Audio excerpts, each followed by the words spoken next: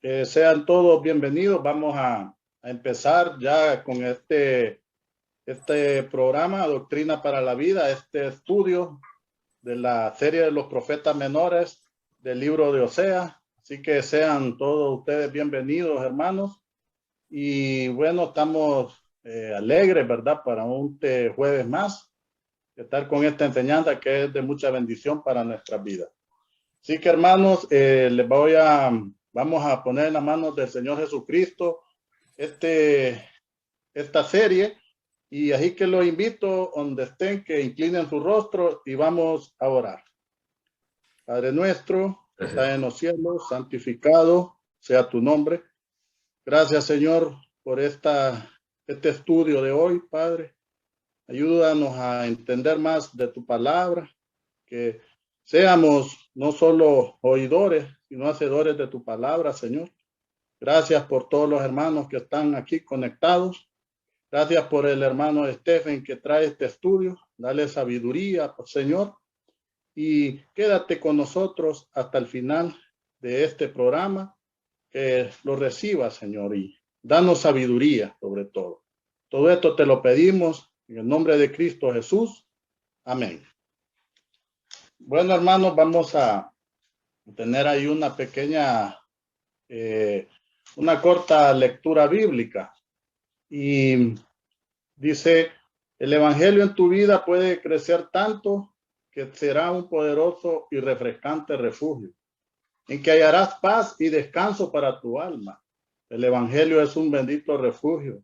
Jesús dijo, venid a mí todos los que estáis trabajados y cargados, y yo os haré descansar. Mateo 11:28. Puedes tener la plena seguridad y confianza que en los brazos de Jesucristo estarás seguro. El salmista escribió, el que habita al abrigo del Altísimo morará bajo la sombra del Omnipotente. Salmo 91:1. Hoy a ti que estás, te da una invitación que te entregues por completo a Cristo y te refugies bajo su sombra protectora. Bueno, hermano, vamos a continuar y vamos a escuchar himnos de nuestro himnario Celebremos su Gloria.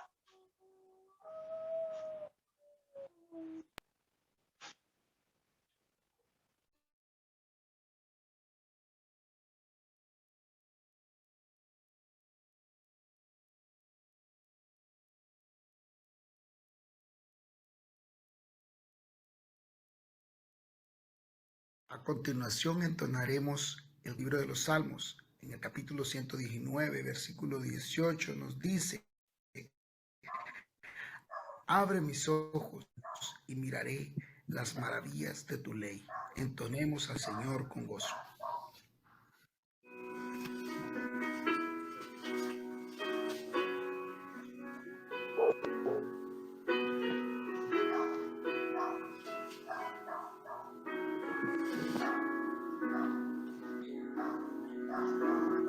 Abre mis ojos, oh Cristo, abre mis ojos, Señor, yo quiero verte, yo quiero verte.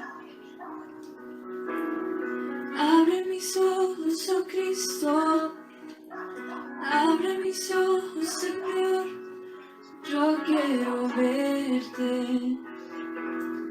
Yo quiero verte y contemplar tu majestad y el resplandor de tu gloria. Derrama tu amor y poder mientras cantamos Santo, Santo. Abre mis ojos, oh Cristo. Abre mis ojos, Señor, yo quiero verte, yo quiero verte. Abre mis ojos, oh Cristo, abre mis ojos, Señor, yo quiero verte,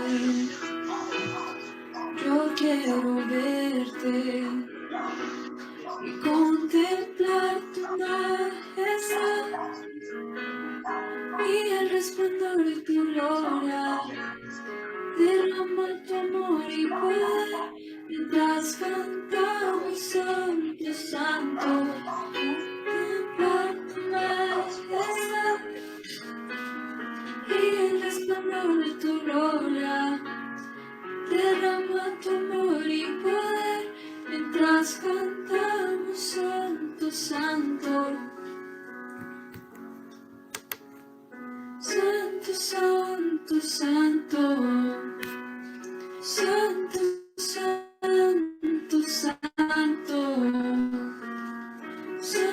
santo, santo, yo quiero verte.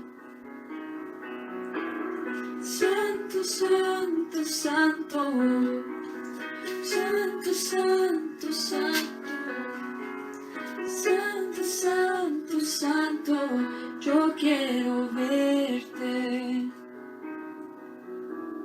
Santo, santo, santo, santo, santo, santo, santo, santo, santo, yo quiero verte. A continuación entonaremos el himno número 565, Bellas Mansiones. Voy allá a preparar un lugar. Juan 14, 2. Entonemos al Señor con gozo.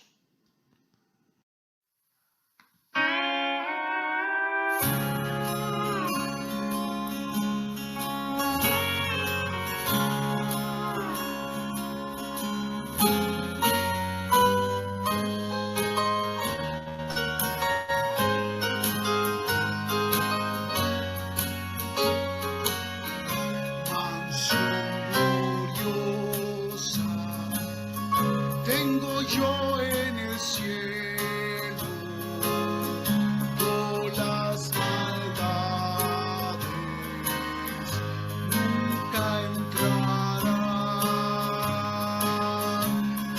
toda tristeza cambiará en consuelo y en dulce canto. Dolor y afán, bellas mansiones hay allá en la gloria, tendré en la mía el gozo sin par. Suenan las notas de la grata victoria, voy pues con gozo a mi dulce hogar.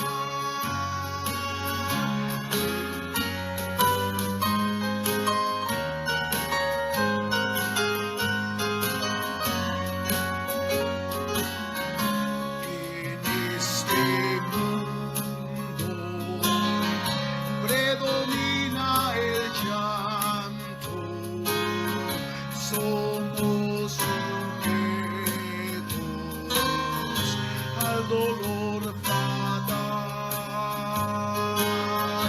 mas en el cielo cesará el quebranto y por los siglos nunca habrá más mal. Bellas mansiones hay allá en la gloria, tendré en la mía el gozo sin par. Suenan las notas de la grata victoria, voy pues con gozo a mi dulce hogar.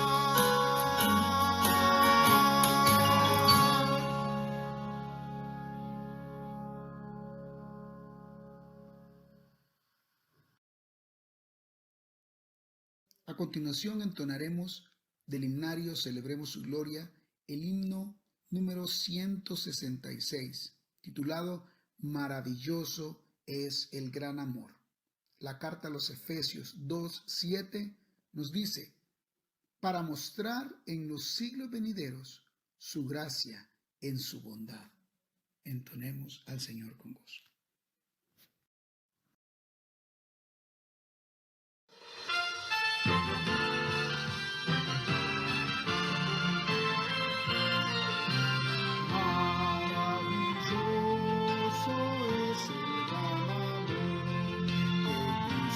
Salvador derramó en mí, siendo rebelde y pecador, lloré su muerte causa fin.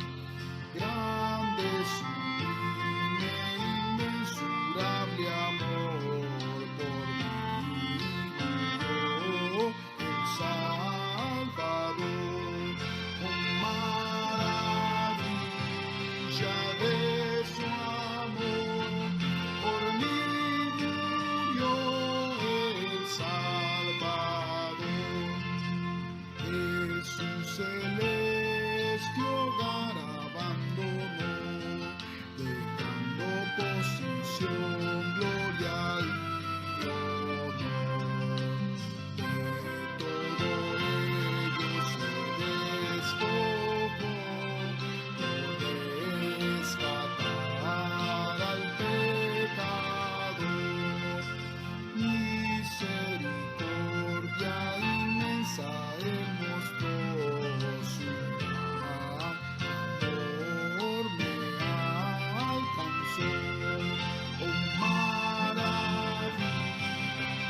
de su amor, por mí murió el Salvador. Grande misterio, Dios el inmortal, muriendo en la cruz entregó su ser. Mi mente humana ni angelical jamás lo puede comprender. Inexplicable es el infinito amor que demostró el Salvador. Oh, maravilla de su amor, por mí murió el Salvador. Por mí murió el Salvador.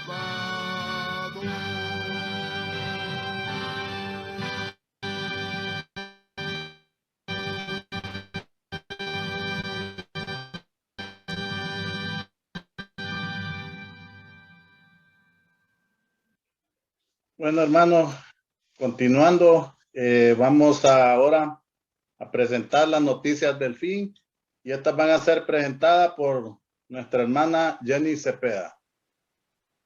Muy buenas noches, hermanos. Que el Señor les bendiga. Bienvenidos al segmento de las noticias del fin. En nuestra primera noticia, la OTAN alerta del momento peligroso para Europa por la crisis ucraniana. El secretario general de la OTAN, Jens Stoltenberg, advirtió este jueves del actual momento peligroso para Europa, dada la concentración militar de Rusia en torno a Ucrania, y alertó de que el tiempo de aviso de un posible ataque de Moscú contra Kiev se está reduciendo. Este es un momento peligroso para la seguridad europea. El número de fuerzas rusas está aumentando.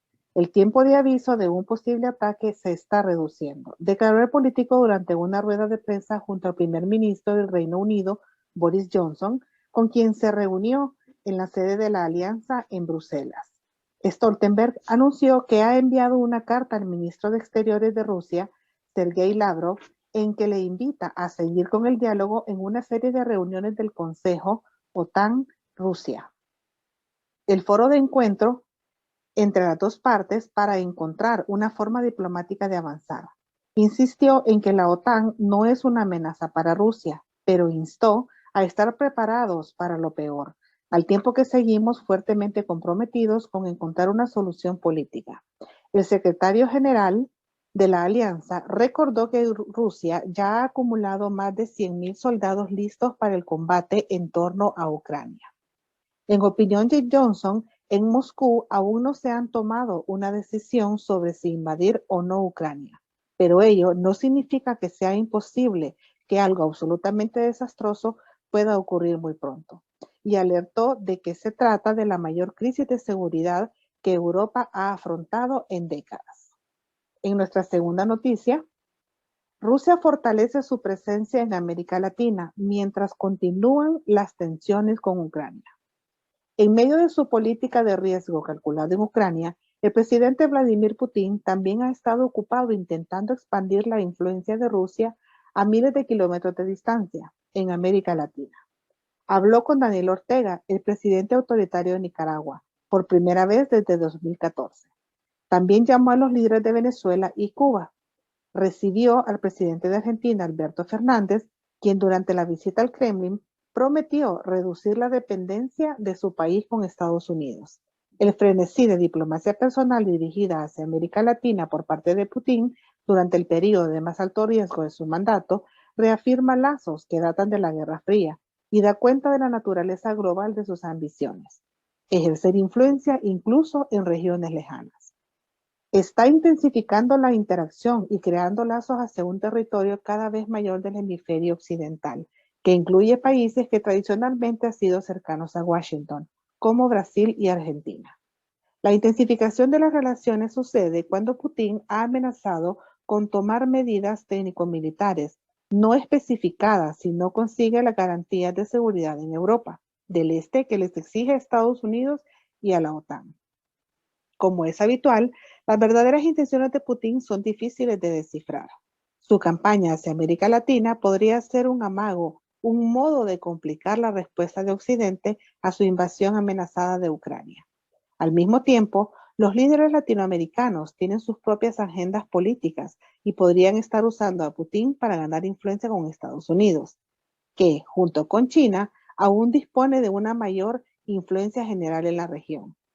Pero la reciente diplomacia latinoamericana es un recordatorio de que para Putin hay un objetivo primordial en su política exterior: devolverle a Rusia su estatus de gran potencia, capaz de desafiar a Estados Unidos. Y en la tercera y última noticia del día de hoy, Israel dará refugio y comida a los judíos que huyen de Ucrania. A los inmigrantes o refugiados judíos procedentes de Ucrania se les ofrecerá alojamiento y 2 comidas al día en hoteles y albergues de todo Israel de forma gratuita, pagados por el gobierno israelí. El ministro de Aliyah e Integración de Israel ha publicado una convocatoria de propuestas para reservar habitaciones en hoteles, albergues y casas de huéspedes para acoger a familias de inmigrantes durante un periodo determinado. A los judíos ucranianos se les ofrecerá alojarse en hoteles durante un periodo de 2 semanas a un mes, con la posibilidad de ampliarlo. El ministerio está planeando reservar cientos de habitaciones en caso de un ataque ruso a Ucrania y una ola masiva de inmigración que puede tener lugar como resultado.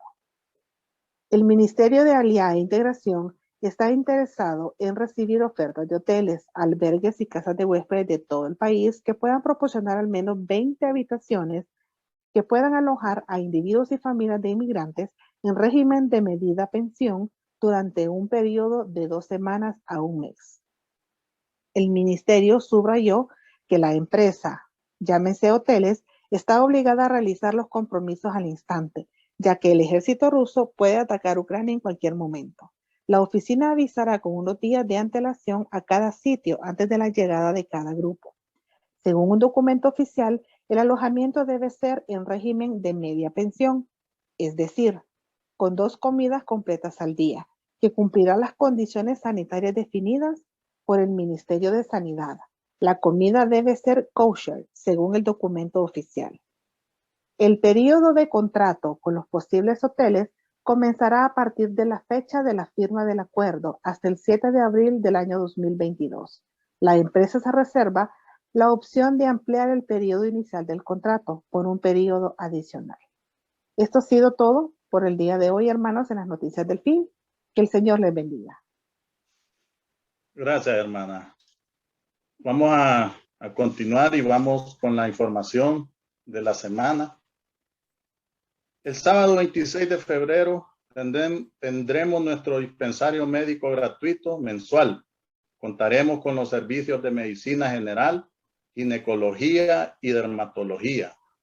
Se estarán entregando medicamentos gratis y, como siempre, contaremos con todas las medidas de bioseguridad. Aprovecha a invitar a otras para que reciban este beneficio que viene de parte de Dios para todos.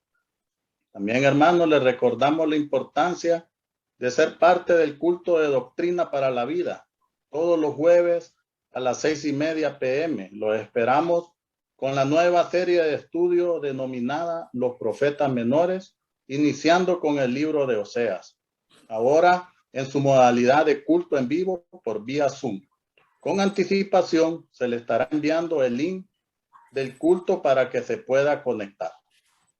También, hermanos, sea parte de nuestro culto de oración en vivo vía Zoom los viernes a las 6:30 p.m. ahora en la modalidad virtual en vivo. Si usted tiene una petición de oración, envíala a la hermana Mirna Moncada al celular 95 79 44 10 y aproveche ese día para que unánime con la congregación oremos juntos los unos por los otros. También, hermanos, los invitamos a que celebremos un día especial de comunión con Dios y la congregación, conectándose a los devocionales de oración y ayuno el viernes 25 de este mes en los siguientes horarios: 7 a.m., 9:30 a.m., 12 mediodía y 3 p.m. Y el cierre con el culto de oración a las 6:30 p.m. vía Zoom en vivo. También les invitamos a apoyar nuestra primera venta de garaje de este año 2022. Se desarrollará el sábado 5 de marzo de 8 a.m. a 4 p.m. Los fondos serán destinados para la construcción de nuestro templo. Usted podrá encontrar muebles, línea blanca, ropa, zapatos, instrumentos musicales, artículos del hogar en general. Para mayor información puede comunicarse con el hermano Hugo Rivera a los números 31 55 72 91 y 94 55 94 84. El sábado 5 de marzo se estarán impartiendo las charlas para quienes deseen bautizarse y el domingo 6 serán los bautismos en el culto de las 11 a.m. Si usted no se ha bautizado, le invitamos a dar ese paso de fe. Todavía está a tiempo de hacerlo. Puede inscribirse en la mesa de los servicios en el templo o llamar a la hermana Mirna Moncada al número 95 79 44 10. Le recordamos también, hermanos, que ya pueden llevar a sus niños para recibir las clases de la escuela bíblica infantil. Se acondicionó un espacio para que los niños puedan acompañarnos presencialmente en ambas jornadas del culto dominical. Contamos con todas las medidas de bioseguridad. También, hermanos, les informamos que ya están a la venta los ignarios Celebremos su Gloria en las diferentes presentaciones. Medianos, pasta dura; medianos, pasta blanda; pequeños, pasta dura; pequeños, pasta blanda; ignarios con solfa. Para más información puede abocarse con la hermana Yamín Paguada en la librería. Hermano, esta es la información de esta semana. Y continuando con doctrina para la vida de este jueves, vamos a leer un material de edificación que es muy importante para nuestra vida. Y dice así: ¿qué significa que un líder sea irreprochable e irreprensible? Pregunta bíblica. La cita bíblica, hermanos, dice: pero es necesario que el obispo sea irreprensible, marido de una sola mujer, sobrio, prudente, decoroso, hospedador, apto para enseñar. Esto lo podemos leer en 1 de Timoteo 3:2.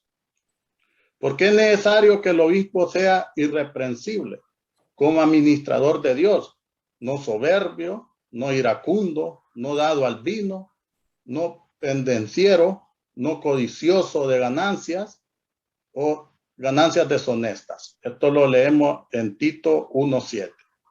Aunque la lista de cualidades que Pablo establece como requisito para los futuros pastores, ancianos o obispos no son exhaustivas en las dos citas anteriores. Ellas reflejan la preocupación general del apóstol por un carácter pastoral, ideal que honre y facilite en público y en privado la noble tarea de la que esos hombres están aspirando.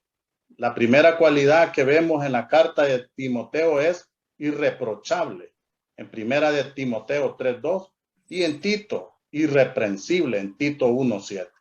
En su sentido original, el término irreprochable expresa la idea de tomar algo con fuerza. Entonces, lo que podemos determinar es que el apóstol se está refiriendo a alguien que no puede ser capturado o derrotado al ser encontrado en una posición de debilidad. De acuerdo con Pulpit Commentary, la palabra irreprochable solo se usa en este pasaje en el Nuevo Testamento, en 1 Timoteo 5:7 y 6:14. Sin embargo, es usada por Tucídides, Eurípides y otros con el sentido de no expuesto a ataques, sin culpa la metáfora de lucha. Acepta por unos y rechazada por otros. Captura sentido de irreprochable al que expresar que un hombre que cuida de sí no deja ninguna parte de su cuerpo expuesto a los ataques de su adversario. Podríamos deducir entonces que la palabra irreprochable es un término activo que expresa la idea de una persona que evita diligentemente que sus flancos débiles sean expuestos y lo hagan caer.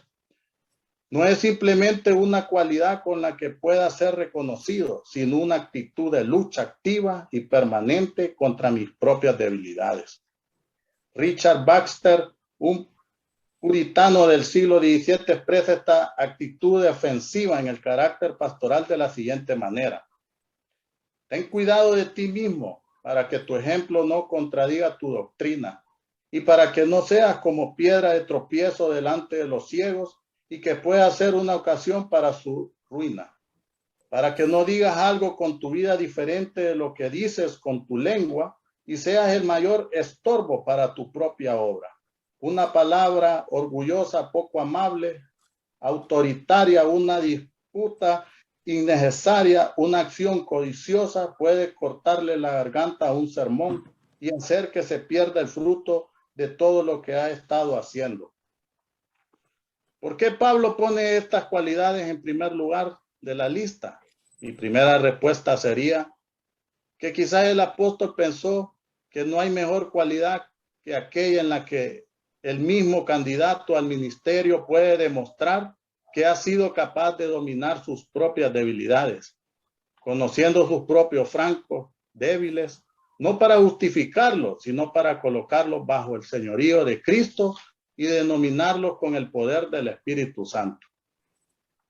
En el mundo griego, la palabra irreprensible se usaba en los juicios y tenía que ver con el levantamiento de cargos en la corte. En este caso, tiene que ver con el candidato que quede libre por no haberse probado que fuera culpable de algún delito, luego de haber sido debidamente examinado. Una persona irreprensible es sumamente cuidadosa con sus actos y sus palabras y las consecuencias que de ellos proceden. Irreprensible no es aquel que junta veredicto a su favor para demostrar su justicia como un hecho inalterable. Por el contrario, trata de alguien que trabaja incansablemente para mantener su persona y reputación libre de cuestionamientos y malentendidos. Aunque todos los creyentes pecan, sus vidas deben mantener activa y esforzadamente el más alto estándar de comportamiento cristiano, evitando que se acumule cualquier evidencia en su contra. Es cierto, nosotros pecamos y fallamos en primera de Juan 1:8, pero también es cierto que nuestra pecaminosidad como creyente no puede adquirir el nivel de irredimible. Ser irreprochable e irreprensible son las tareas activas que no debemos descuidar porque son la base y la esencia de nuestro testimonio y reputación como hombres de Dios, redimidos por la gracia y el poder de Cristo resucitado. Este es el tema de reflexión, hermano, para que tengamos para edificación de nuestras vidas. Entonces, continuando, hermano, vamos a presentar a nuestro hermano Augusto Stephen con la serie de los profetas menores, libro de Oseas. Buenas noches.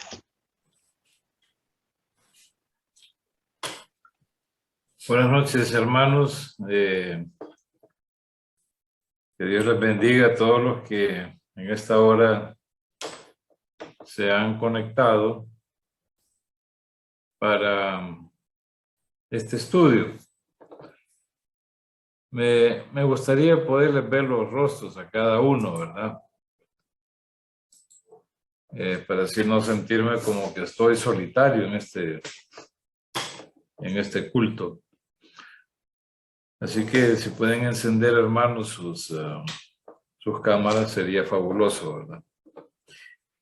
Muy bien, vamos a, hermanos, continuar con el estudio de Oseas, uno de los profetas menores.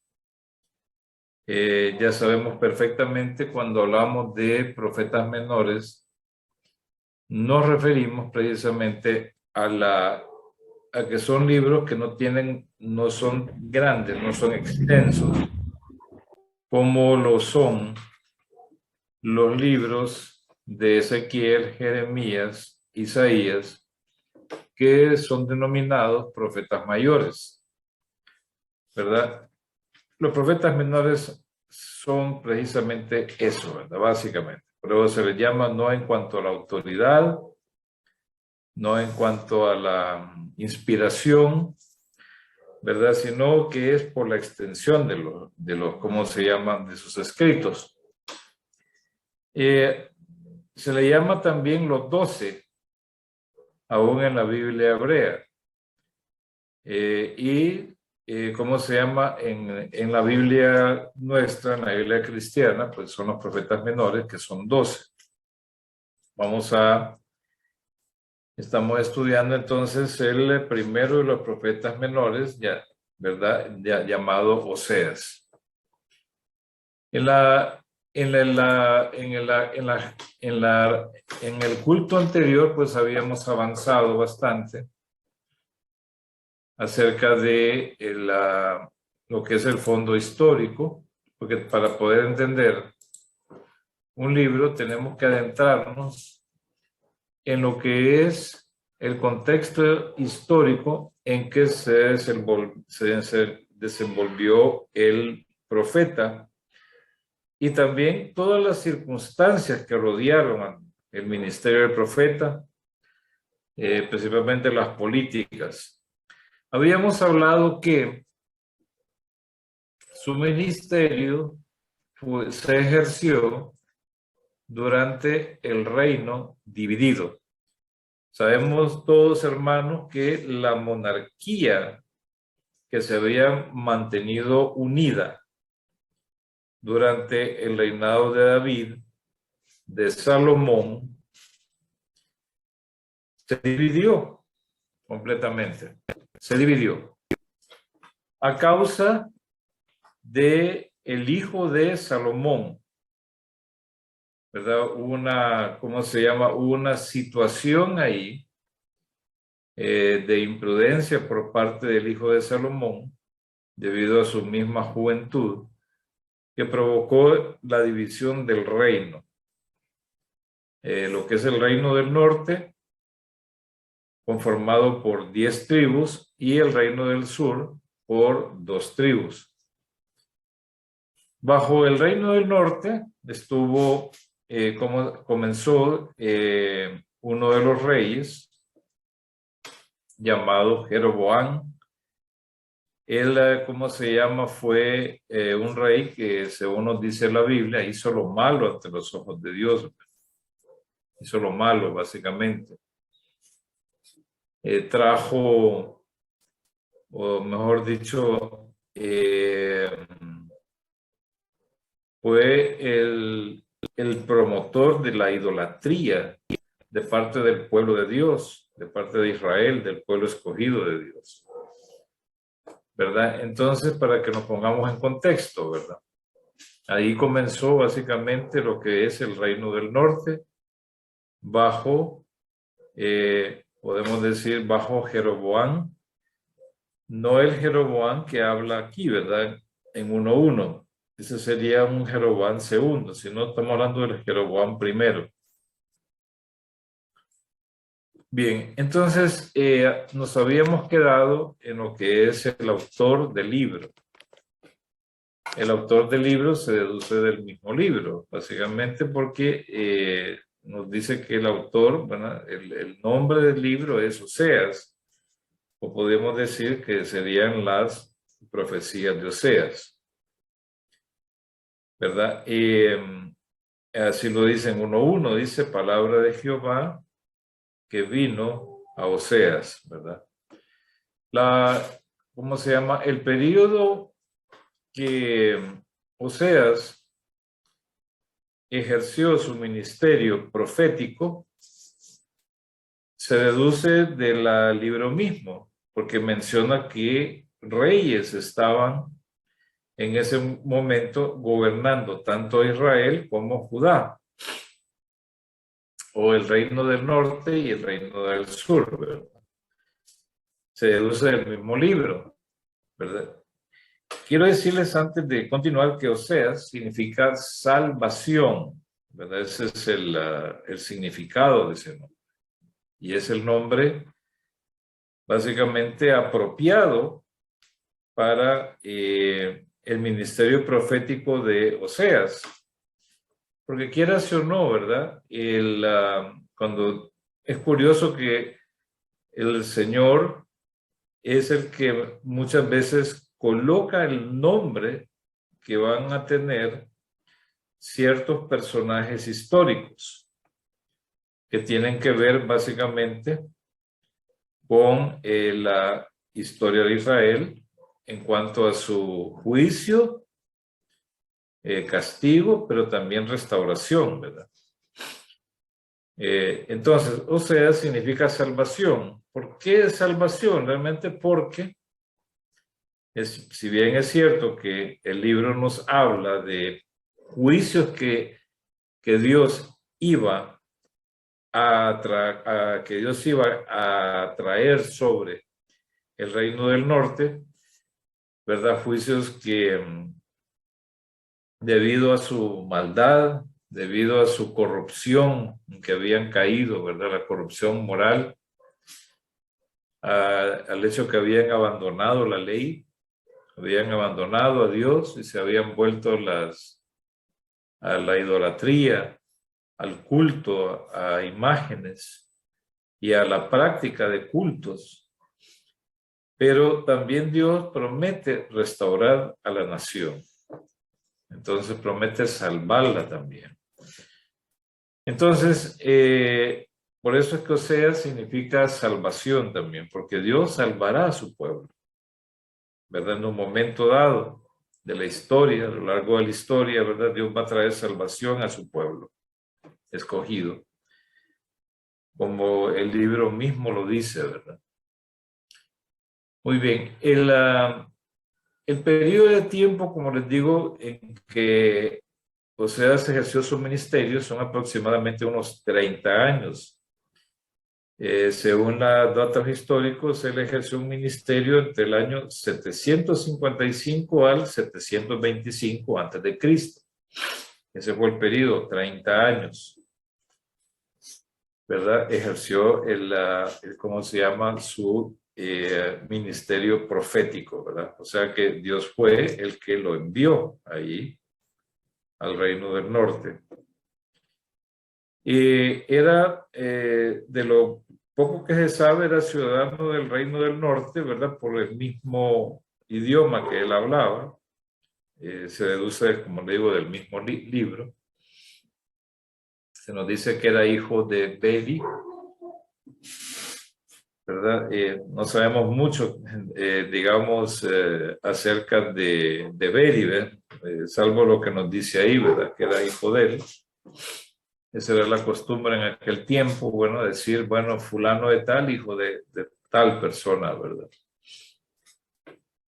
Esa era la forma. La profecía de cómo se llama, de Oseas, se produce, aunque solo menciona, digamos, a Jeroboam II, hijo de Joás, rey de Israel, pero, ¿cómo se llama? hubo otros reyes que se levantaron después de Jeroboam, ¿verdad? Estos reyes, por supuesto, eran también gente que hizo lo malo ante los ojos de Dios.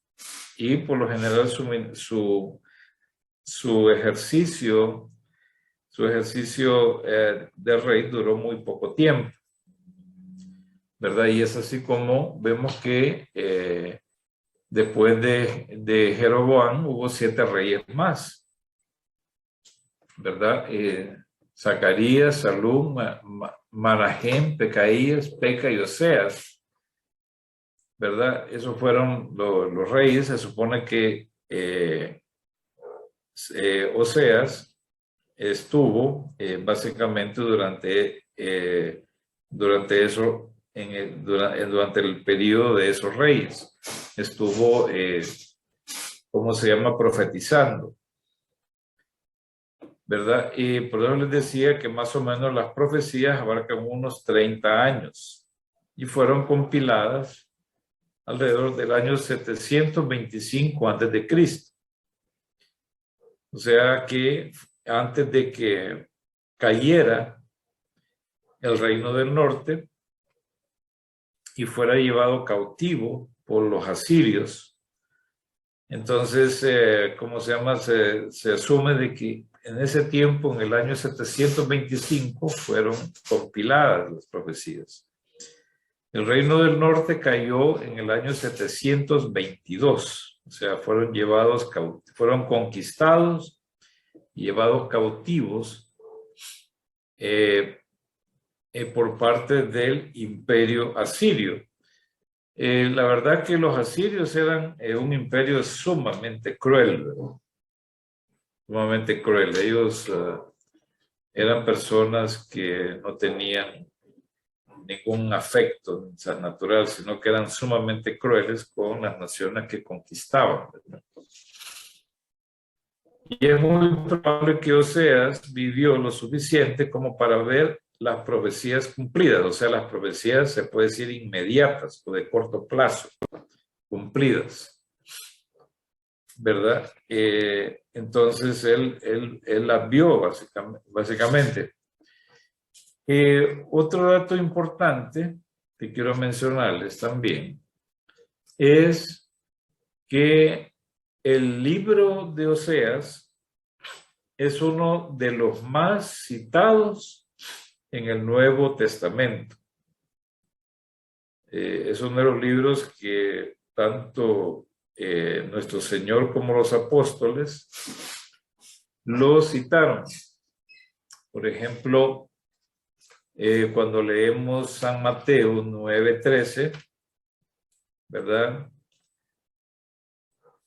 Es una referencia precisamente a Oseas 6:6, ¿verdad? San Mateo 9:13 dice lo siguiente, dice, id pues y aprended lo que significa misericordia quiero y no sacrificio, porque no he venido a llamar a justos, sino a pecadores al arrepentimiento. Esta cita de misericordia quiero y no sacrificio es precisamente tomada del mismo libro de Oseas en el capítulo 6, verso 6.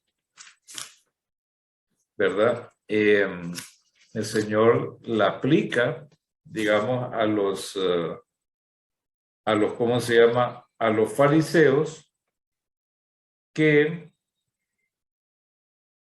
estaban cuestionando al Señor porque Él se sentaba a comer con publicanos y pecadores, ¿verdad? Entonces, el Señor vino y les aplica este versículo en el sentido de que aquellos que se consideran sanos no tienen necesidad de médicos, sino los enfermos, ¿verdad? Entonces dice, y de aprender lo que significa misericordia quiero y no sacrificio. Porque de nada sirven los sacrificios sin misericordia, no sirven de nada, ¿verdad? Entonces, dice en Oseas 6:6, ¿verdad? Con sus ovejas y Oseas 6:6 dice,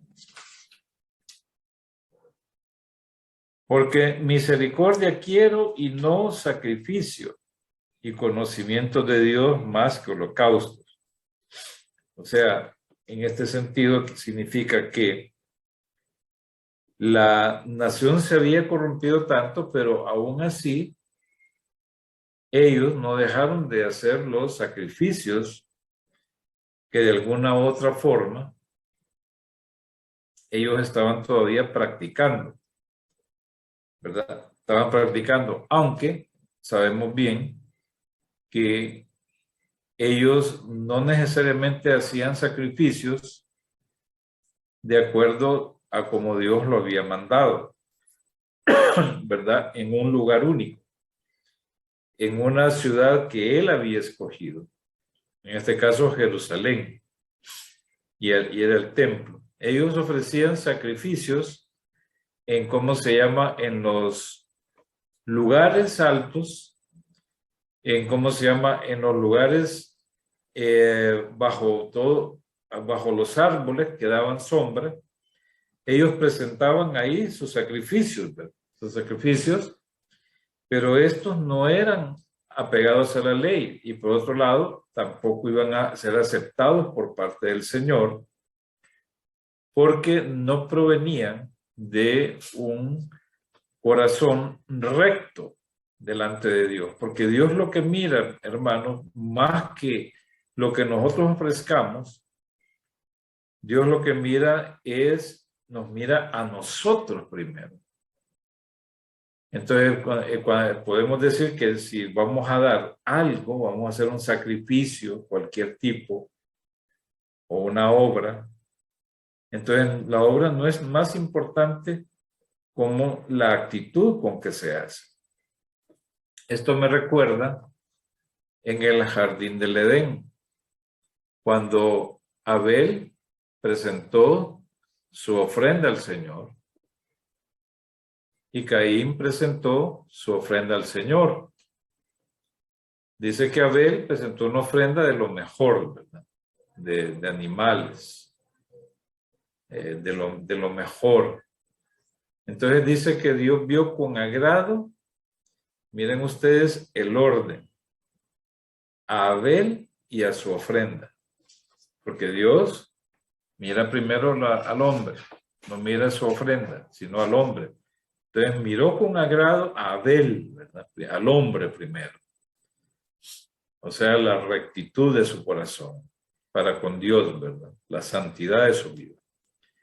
Pero vino Caín y presentó una ofrenda también de los productos de la tierra. No quiere decir que su ofrenda era mala. Pero dice que Dios no miró con agrado a Abel, dice, y su ofrenda.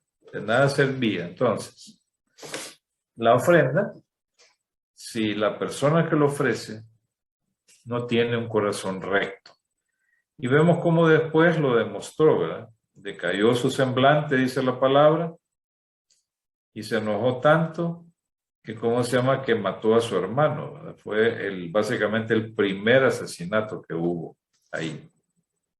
Entonces es lo que Dios, por eso es que cita aquí, porque siempre dice, misericordia quiero, y no sacrificio y conocimiento de Dios más que holocausto, ¿verdad?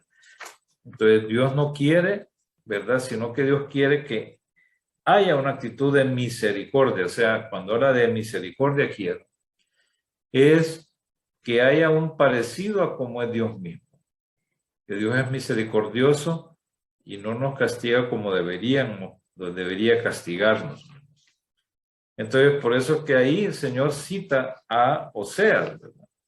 Porque significa también que los fariseos y aquellos que criticaban al Señor y que lo juzgaban, según ellos, bajo la ley, ¿verdad? Porque aunque no aplicaban la ley, lo que aplicaban era la tradición de los ancianos, que eran mandamientos de hombres.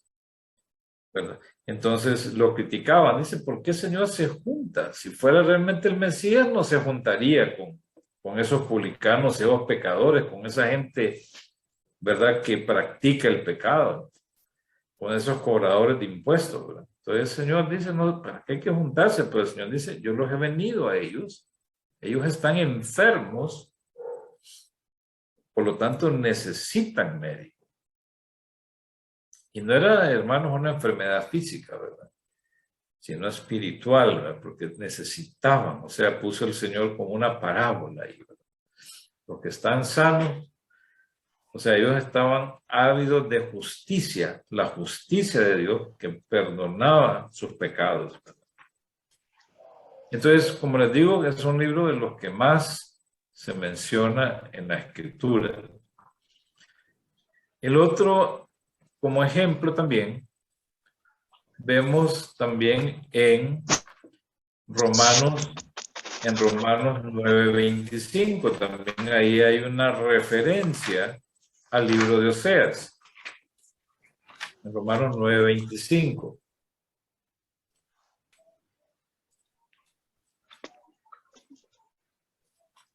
En Romanos 9:25 nos dice, como también en Oseas dice, llamaré pueblo mío al que no era mi pueblo, y a la no amada, amada. Y en el lugar donde se les dijo, vosotros no sois mi pueblo, así serán llamados hijos del Dios viviente. Esa es una referencia, hermanos, a Oseas 2:23. ¿Verdad? O sea que en el 2:23 dice, y la sembraré para mí en la tierra y tendré misericordia de lo ama, y diré a lo ama, tú eres pueblo mío, y él dirá, Dios mío. ¿Verdad? O sea, en Oseas dice ahí, ¿verdad? Entonces, como pueden ver, esta es una referencia a la salvación de los gentiles, porque Pablo la aplica, digamos, a los gentiles, ¿verdad? O sea, que no solamente los judíos iban a ser salvos, sino también los mismos gentiles, ¿verdad? Cuando Dios iba a tomar un pueblo de ellos. Y es cierto porque desde el momento que Cristo resucitó y a partir del día de Pentecostés, Dios tomó un pueblo para sí, tanto de judíos como de gentiles, para formar lo que es la iglesia. Y así pueden encontrar, ¿cómo se llama?, muchas referencias al libro de Oseas en el Nuevo Testamento. Como les digo, es el libro que más se menciona. Hay un dato importante también, que es interesante, que Oseas era contemporáneo con Miqueas, Isaías y Amós, ¿verdad? O sea que vivieron en la misma época, solamente que tenían ministerios proféticos, cada uno específico, ¿verdad? En este caso Dios, pues nuestro Señor Dios, pues tenía un ministerio precisamente a lo que es el reino del norte.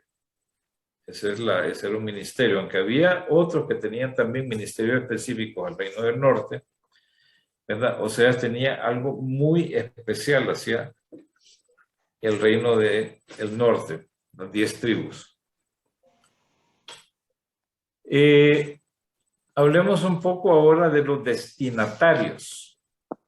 ¿A quién va dirigido este libro? Miren, este no es a lo que estamos acostumbrados nosotros, a lo que son las epístolas del Nuevo Testamento, que siempre van dirigidas a un grupo de personas que se encuentran en una ciudad, ¿verdad? Por ejemplo, a los santos y fieles que están en Éfeso, a los santos y fieles que están en Colosas, o dirigidos a una persona como a Tito, Timoteo, Filemón, ¿verdad? Entonces son son como se llama epístolas, pero esta no es en sí, y no podríamos catalogarla tampoco de una epístola, ¿verdad? ¿Cómo se llama? Sino de una compilación de las profecías. Pero de todas maneras los destinatarios principales precisamente es para el reino del norte. O sea, las 10 tribus que formaban el reino del norte, pero también hay una referencia a el reino del sur, ¿verdad? Entonces, básicamente, se puede decir que esta compilación, este libro que fue compilado por las profecías de Oseas, iba dirigido precisamente a el reino del norte. No significa que lo que aquí se diga aplica para aquella época de ninguna manera. Cuando veamos ustedes y cuando analicemos versículo por versículo, van a ver que muchas cosas son aplicables a nosotros, ya que ahí podemos encontrar mucha doctrina bíblica. Bueno, mucha doctrina bíblica. Comenzaron durante el reino de Jeroboam II, ¿verdad? El libro contiene todos los juicios que Dios iba a traer al reino debido a su corrupción moral, espiritual, en que había caído el rey, el pueblo, los sacerdotes y también los profetas. En verdad que, miren ustedes, todos se habían corrompido. No había, podemos decir, alguien que intercediera por la nación, ¿verdad? Por el reino del norte, pero todos se habían corrompido y no querían regresar al camino. Y esa corrupción moral era tal, ¿verdad? Que no solamente ellos, no solamente era el acto en sí de rendirle culto a una imagen, sino las prácticas, las prácticas que tenían, ¿verdad? Eran de lo más abominable que se pudiera alguien imaginar, ¿verdad? Para lo que es el pueblo de Dios, ¿verdad? Cualquiera diría, bueno, el pueblo de Dios, ¿verdad? Pero definitivamente cayeron en prácticas abominables, ¿verdad? Entonces, como les digo, las profecías van dirigidas precisamente al reino del norte, pero también hay promesas de restauración. No, ¿verdad? Aunque la restauración iba a ser muy posterior a al momento de la cautividad. Entonces, como les decía, toda la nación había caído en los niveles más bajos de idolatría, al extremo de prostituirse. Miren ustedes todo lo que trae la idolatría, ¿verdad? Digamos, prostituirse, o sea, prácticas abominables, prácticas sexuales abominables, ¿verdad? Ahí en los cultos que se hacían al aire libre, en los lugares altos, ¿verdad? También había mucho derramamiento de sangre inocente. O sea, la tierra se había contaminado con la sangre inocente que se derramaba, ya sea que llevaran a personas ante las piedras rituales para ofrecerlas en sacrificio, o simplemente las asesinaban, ¿verdad? Con premeditación, alevosía y ventaja. También había exceso de borracheras, perjurios, o sea, jurar en vano. Y como le digo, no solamente lo practicaba el rey, ¿cómo se llama? Sus servidores, sino el pueblo en sí, el sacerdote, el profeta, ¿verdad? Todos se habían corrompido. Y todo esto, hermanos, básicamente fue como que adoptaron esas prácticas de las naciones vecinas, a las cuales Dios había mandado que las destruyeran. Sin embargo, no las destruyeron, sino que dejaron grupos, las dejaron, la verdad. Y esas naciones fueron de tropiezo. Entonces, ¿qué pasó con ellos? Empezaron a adoptar sus prácticas, a traer a la, ¿cómo se llama?, a la nación las prácticas, la forma de adoración, ¿verdad?, de idolatría, que es lo primero que condena la ley o la Torah, que siempre lo primero que habla es de la idolatría. Entonces, las naciones vecinas, se puede decir, entraron esas prácticas, entraron esas formas de pensamiento completamente, ¿verdad? Completamente aquellas que inclusive Dios prohibió, ¿verdad? Entonces contaminaron al pueblo. Eso es lo que pasa, hermanos, cuando una nación, ¿verdad?, adopta ciertas cosas de otras culturas o de otros países, ¿verdad? Y dice, y las trae acá, ¿verdad? Y a veces contaminan las buenas costumbres, digamos, del país, o se pierden las costumbres del país adoptando. Yo creo que nosotros como país, lamentablemente tenemos cierta cosa que hemos adoptado o nos han impuesto, ¿verdad? O nos quieren imponer como nación prácticas de otros países, o simplemente como las hacen los países grandes, que son nuestros ejemplos, los países poderosos, los países ricos. Entonces se adoptan como algo bueno, ¿verdad? Yo me sorprendí que aquí en Honduras hay gente o hay personas que están trayendo el culto a lo que le llaman la Santa Muerte. Ese es un culto que se tiene en México, ¿verdad? El culto a la muerte. Inclusive celebran una fiesta, ¿verdad? Y lo peor de todo, lo llaman la Santa Muerte. Porque según ellos hay que, si se ora y se pide, ¿verdad? Lo concede, ¿verdad? Concede todas las peticiones. Pero yo digo, ¿cómo es posible? ¿Cómo es posible que haya personas, inclusive hay una nación en México, que adora al principal enemigo de Dios? Quieras o no, la muerte es el enemigo de Dios. Así lo dice en Apocalipsis. Dice, el postrer enemigo que será lanzado al lago de fuego es la muerte. Sin embargo, hay personas, créanme, aquí en Honduras, ¿verdad? Y de los estratos sociales altos, ¿verdad? Que tienen esas prácticas, que adoptaron esas prácticas y las han traído y las están, en algunos casos, promocionando para que la gente, ¿verdad?, empiece a adorar ese tipo, ¿cómo se llama?, de imágenes. Pero, o sea, adoptan. Yo digo, ¿por qué no adoptar lo bueno? Hay cosas buenas que tienen los países, ¿verdad? Pero no, adoptan lo malo, ¿verdad? Y lo peor de todo, adorar al principal enemigo de Dios, como es la muerte, porque es enemigo de Dios. La muerte va a ser lanzada al lago de fuego.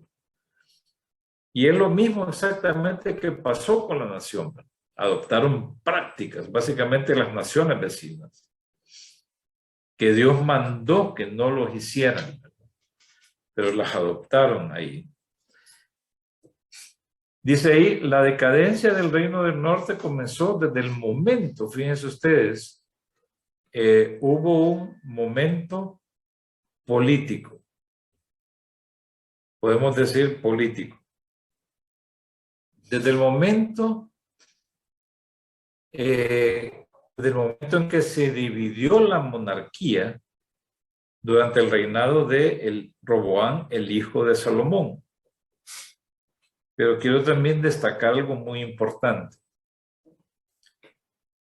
ya la idolatría en sí se había introducido, ¿verdad? Aunque no se puede decir que estaba expandida, ¿verdad? ¿Y quién la trajo? Fue el hombre, precisamente el rey que construyó el templo de Dios en Jerusalén, ¿verdad? Y me refiero a Salomón. Salomón, lamentablemente, Dios le había, muchas veces se le había advertido, ¿verdad? Que obedeciera la ley, ¿verdad? Que muchas veces Dios se lo dijo, ¿verdad?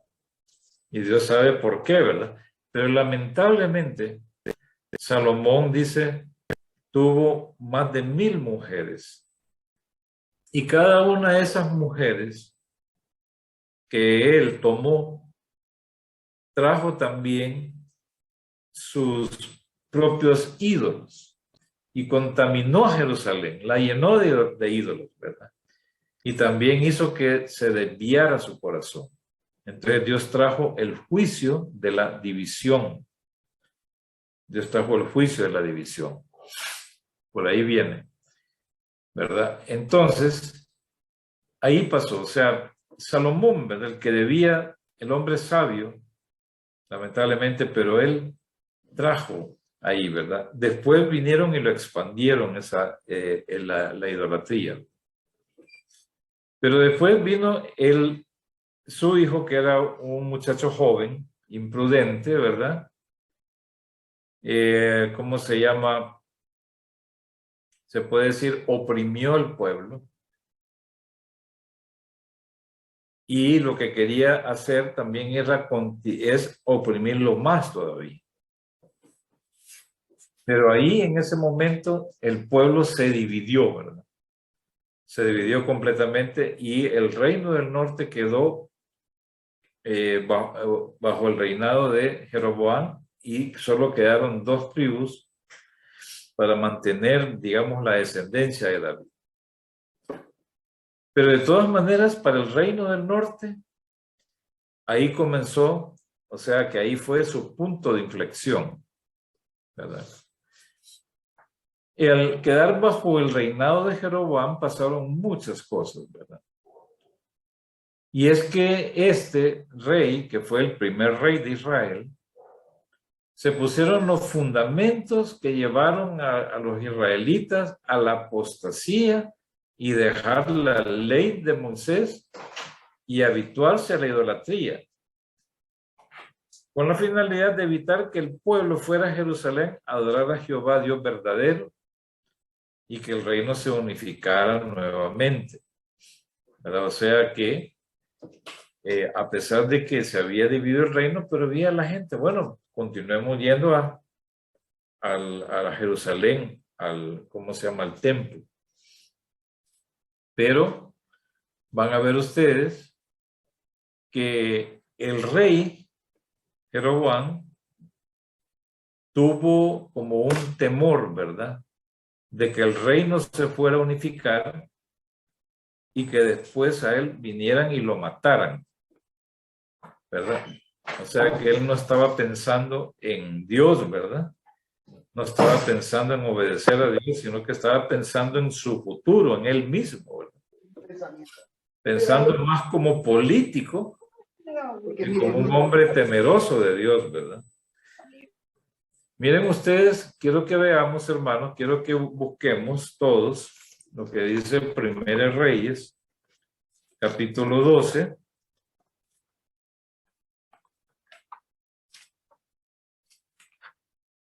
¿Qué fue lo que pasó ahí? Primera de Reyes, capítulo 12, del verso 25 al 33. Miren ustedes qué fue lo que ocurrió ahí. Dice, ya el reino se había dividido, ¿verdad? Entonces dice el versículo 25, entonces reedificó Jeroboam a Siquem en el monte de Efraín y habitó en ella. Y saliendo de allí reedificó a Penuel Y miren ustedes, y dijo Jeroboam en su corazón, ahora se volverá el reino a la casa de David. Si este pueblo subiere a ofrecer sacrificios en la casa de Jehová en Jerusalén, porque el corazón de este pueblo se volverá a su señor Roboam, rey de Judá, y me matarán a mí, y se volverán a Roboam, rey de Judá. Había un temor de parte de este rey, donde se mezcla la política con la religión, ¿verdad? Él tenía miedo de decir, bueno, si porque el pueblo, como había estado habituado a ofrecer sacrificios en el lugar único y en una sola ciudad que es Jerusalén, entonces él tuvo temor. Si este pueblo continúa yendo a Jerusalén, entonces lo que va a pasar es que de nuevo se van a unir. Y entonces yo voy a dejar de ser rey, y no solo eso, sino que me van a matar. Lo cual es un pensamiento egoísta, completamente un pensamiento, ¿verdad? Que no tiene una relación con Dios, que es lo que Dios quiere realmente, sino lo que yo quiero. Y entonces él dijo, bueno, para que no me pase eso, ¿verdad? Para que yo siga siendo el rey, como dice la canción, siga siendo rey, entonces voy a tomar algunas decisiones, ¿verdad? Voy a tomar algunas decisiones para que este pueblo no siga yendo a Jerusalén a ofrecer sacrificios a Jehová, el Dios verdadero. Y dice que en el versículo 28, y habiendo tenido consejo, me imagino que son sus servidores, ¿verdad? Sus asesores, o lo que llamémosle así. Entonces, obviamente este consejo fue, ¿cómo se llama? Que de juro le dijeron a él, mira, para evitar que este pueblo vaya a ofrecer sacrificios, que los ofrezcan acá, aquí, en ¿cómo se llama? En Samaria, en el territorio del reino del norte. Y dice, hizo el rey 2 becerros de oro y dijo al pueblo, bastante habéis subido a Jerusalén, y aquí tus dioses, oh Israel, los cuales te hicieron subir de la tierra de Egipto. Imagínense ustedes, ahí comenzó. Entonces dice, y puso uno en Betel y el otro en Dan. Y el versículo 30, y esto fue causa de pecado, porque el pueblo iba a adorar delante de uno hasta Dan. O sea, básicamente en la frontera de lo que es la tierra del reino del norte, ¿verdad? Desde Dan hasta Betel, básicamente de un extremo al otro extremo. Y miren ustedes qué más hizo, ¿verdad? Hizo también casas sobre los lugares altos e hizo sacerdotes de entre el pueblo que no eran los hijos de Leví. O sea, el sacerdocio y quien debía enseñar al pueblo el conocimiento de Dios precisamente eran los sacerdotes y tenían que ser de la tribu de Leví. Pero él puso gente que no era de la tribu de Leví, sino gente común. Además de eso, recuerden ustedes que dentro de la ley hay fiestas. Entonces instituyó Jeroboam fiesta solemne en el mes octavo, los 15 días del mes, conforme a la fiesta solemne que se celebraba en Judá. Y sacrificó sobre un altar. Así hizo en Betel, ofreciendo sacrificios a los becerros que habían hecho. Ordenó también en Betel sacerdotes por los lugares altos que él había fabricado. Sacrificó pues sobre el altar que él había hecho en Betel a los 15 días del mes octavo, el mes que él había inventado de su propio corazón. E hizo fiesta a los hijos de Israel y subió al altar para quemar incienso. Entonces, como pueden ver ahí, ¿verdad? Para mantener la división del reino, por cuestiones políticas, entonces instituyó, ¿verdad?, la idolatría. Y ahí comenzó, ¿verdad?, la decadencia del reino del norte. Ahí comenzó la idolatría, ¿verdad? Miren ustedes que una de las características del Reino del Norte, creo que ya el tiempo se me va a terminar, ¿verdad? Así es, Franklin. Faltan 4 minutos. como 9 minutos, hermano. ¿Cuánto? 9 minutos. Ah, bueno, muy bien. Entonces él vino e instituyó la idolatría, ¿verdad? Instituyó, como le digo, porque él pensó en sí mismo, pensó en su reinado, ¿verdad? Entonces, obviamente, ¿verdad? Él hizo que el pueblo fuera tropiezo, pecara el pueblo, ¿verdad? Porque esto fue una ocasión de pecado. Tratar de comparar al Dios verdadero, a Jehová, ¿verdad? Y decir, bueno, esto lo sacaron de esto. Lo que es el engaño, lo que es el engaño de decir, bueno, esto te va a ayudar, ¿verdad? Esta imagen, ¿verdad? Es la que te ayudó, ¿verdad? Y eso es lo que hacen, hermanos, la idolatría, básicamente, ¿verdad? La idolatría también es un arma política entre los pueblos de hoy para mantener unido al pueblo, aunque ¿cómo se llama? Sirva de tropezadero, aunque lo lleve al infierno, ¿verdad? Pero esto fue lo que hizo este rey, ¿verdad? Y eso fue causa de pecado. Pero las cosas no se iban a quedar así, ¿verdad? Vemos más adelante que se levantó un varón de Dios que vino y proclamó, ¿verdad? Juicio sobre el altar y juicio sobre la casa de Jeroboam, ¿verdad? Más adelante, como podemos ver ahí. Como les decía, el Reino del Norte vivía continuamente en crisis política, ¿verdad? Nunca hubo una dinastía, básicamente, como fue la dinastía del Reino del Sur, ¿verdad? Que se mantuvo, básicamente, siempre un descendiente de David. Pero en el norte no, ¿verdad? Sino que había conspiraciones, mataban al rey, subía otro rey y así, ¿verdad? Se daban continuamente conspiraciones. Y eso también, al haber conspiraciones, cambios de reyes, ¿verdad? Cada uno de los reyes que sucedieron al rey primero, Jeroboam, aumentaba cada vez más el pecado sobre Israel, ¿verdad? Y llegó un punto hasta que adoptaron el culto a Baal, ¿verdad? O sea, lo trajeron ahí. Hubo, claro, un rey que Dios levantó ahí, en el Reino del Norte, que acabó completamente con el culto por mandato del Señor, ¿verdad? Por esta razón el Señor enviaba profetas para hacer volver al pueblo al camino. Y esos profetas fueron perseguidos. Recuerden ustedes que no solamente que Dios enviaba profetas para que volvieran al camino, sino que Dios mandaba juicios sobre el Reino del Norte.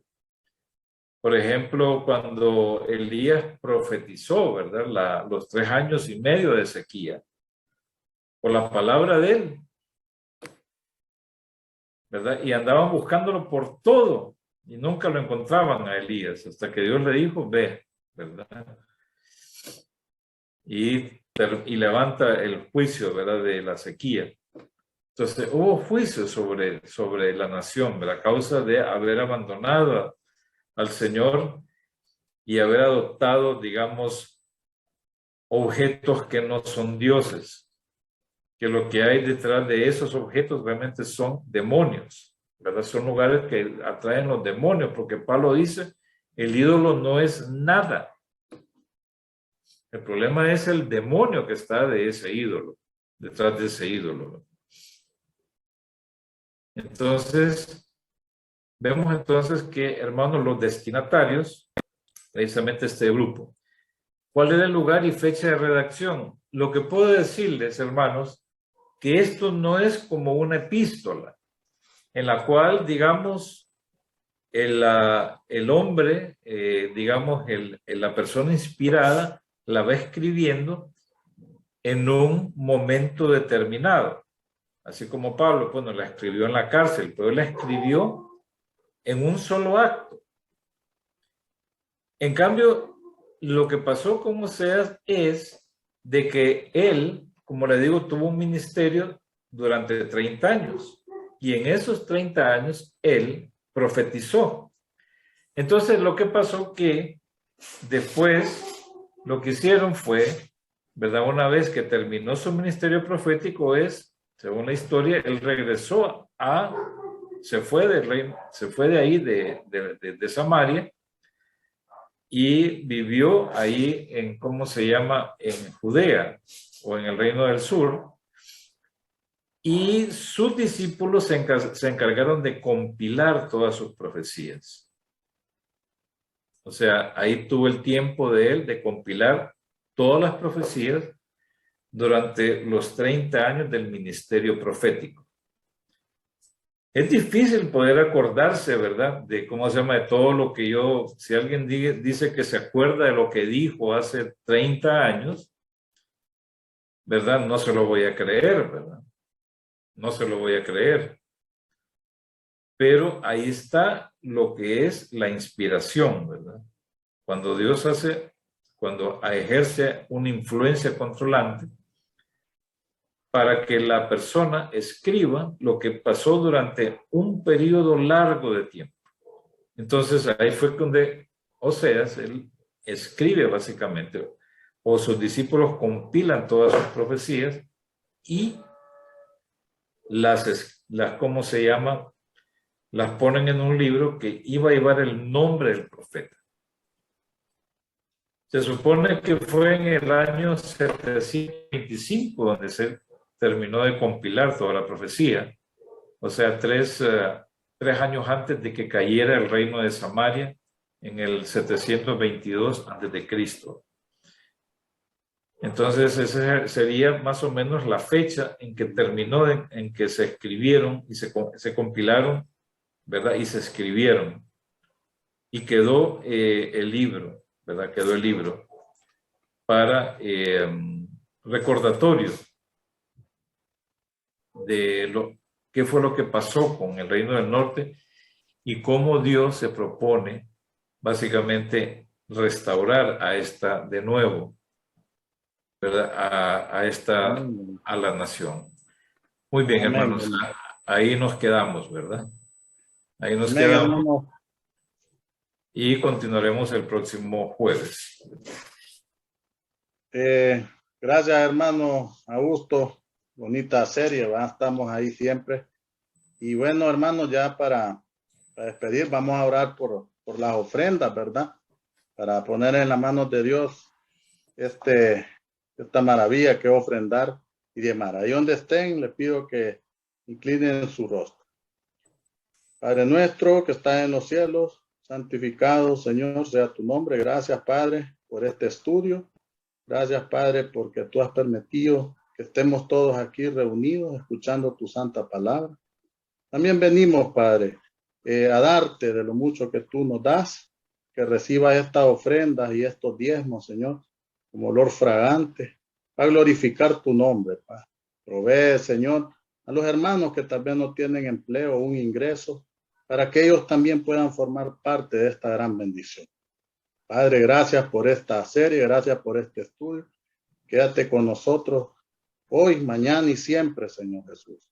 Todo esto te lo pedimos en el nombre de Cristo Jesús. Amén.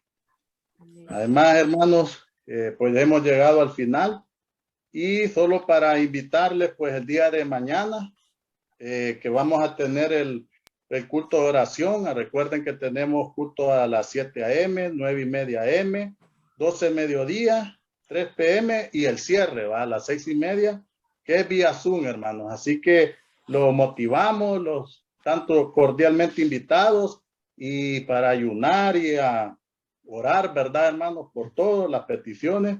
Así que muy buenas noches, que Dios les bendiga, hermanos, y nos vemos el próximo jueves.